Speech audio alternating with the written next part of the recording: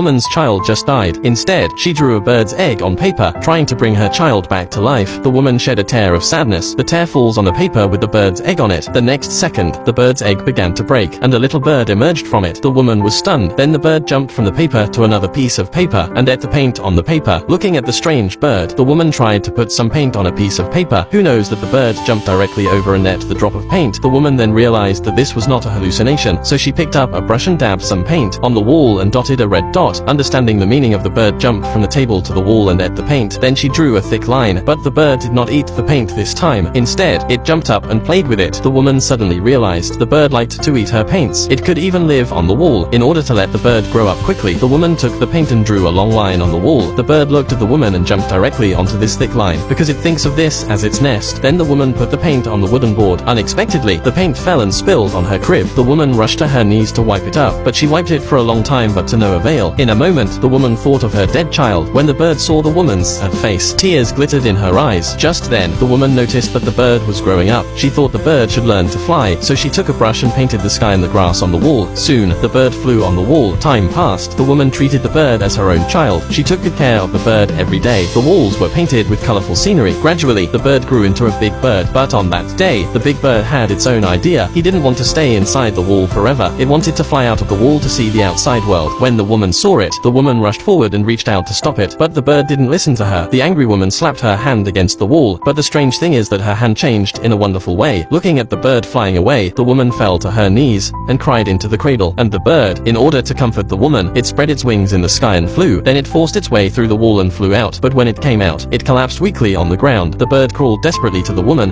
and used its forehead to help her wipe the paint. Then it collapsed on the ground. The bird tried to get up, but to no avail. The woman looked at the wiped cradle and felt guilty. She knew that only by sending the bird back to the wall, the bird could only survive. So the woman reached out and opened the barrier, sending the bird to where it belonged. Soon, the bird came back to life inside the walls, although she couldn't let the bird go, but it was the only way the bird could survive. Then, as the woman watched, the bird flew away into the distance, and the woman let go of her obsession and continued to finish her work.